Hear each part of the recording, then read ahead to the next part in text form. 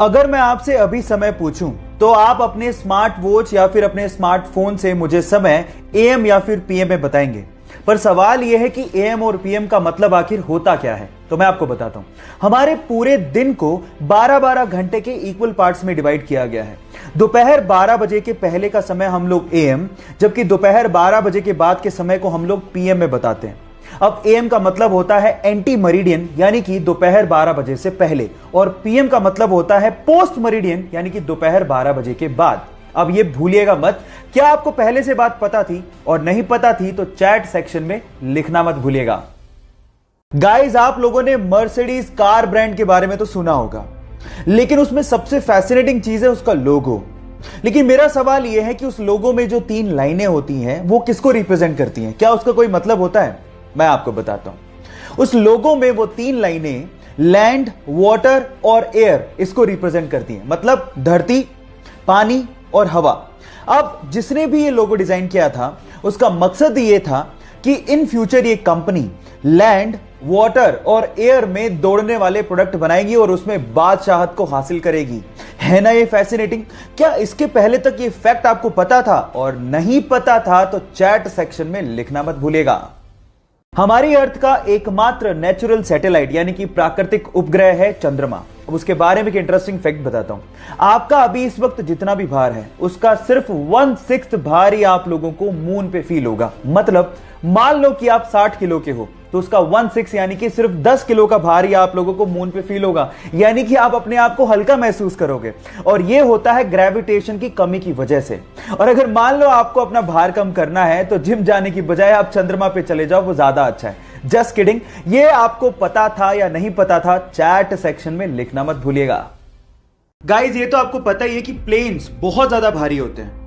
In fact Boeing 737 तो 80,000 KG का होता है, और जब वो लैंड करते हैं तो उनकी स्पीड 250 से 300 किलोमीटर पर आवर होती है। पर आपने क्या कभी इमेजिन किया है कि इतनी स्पीड और इतने भार के साथ जब वो लैंड करते हैं तो उनके टायर्स कभी फटते क्यों नहीं है? मैं आपको बताता हूं।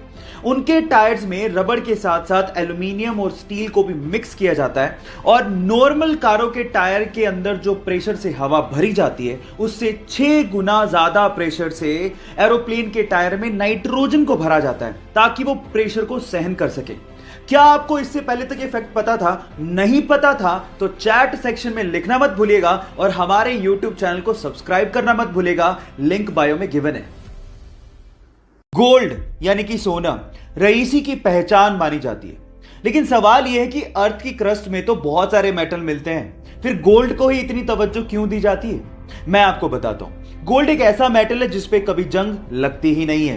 एक्चुअली जब भी कोई मेटल ऑक्सीजन और मॉइस्चर के कांटेक्ट में आता है तो उस पर जंग लगनी शुरू हो जाती है, जैसे कि लोहे का ब्राउन हो जाना, चांदी का काली हो जाना, कॉपर का ग्रीन हो जाना। ये सब कोरोजन यानी कि जंग लगने की वजह से ही होता है। लेकिन गोल्ड एक अनरिएक्टिव मेटल है जो ऑक्सीजन और मॉइस्चर के साथ रिएक्ट करता ही नहीं है। इसीलिए अर्थ की क्रस्ट से जब सोने को निकाला जाता है तो उसे प्रोसेस करने तक की जरूरत नहीं पड़ती, क्योंकि वो प्योर फॉर्म में ही पाया जाता है। क्या इसके पहले तक गोल्ड की एक खासियत आप लोगों को पता थी? और अगर नहीं पता थी तो चैट सेक्शन में लिखना मत भूलिएगा। एक मोटरसाइकिल सवार रेलवे क्रॉसिंग के दौरान रेलवे के फाटक को देख ही नहीं पाता, और वो सीधे जाके रेलवे फाटक से टकराता है और सीधे रेल की पटरियों पे गिर जाता है। वो इतनी बुरी तरह से घायल हो जाता है कि उससे खड़ा भी नहीं हो जा रहा था, और सामने से ट्रेन आ रही थी। यह देखकर पास में खड़ा एक युवक भागता हुआ आता है और उसे रेल की पटरियों से खींचता है, और उसकी बाइक को रेल की पटरियों से खींचता है और उसकी जान बचाता है। अगर आखिरी समय पर वो बहादुर लड़का नहीं आता तो शायद आज वो बंदा जिंदा ही नहीं होता। सो गाइस, उस बहादुर लड़के की बहादुरी के लिए एक लाइक तो बनता है। आज अगर हमें जरा सी भी चोट लग जाए तो हम लोग तुरंत बैंडेड का इस्तेमाल कर लेते हैं ताकि खून को बहने से रोका जा सके।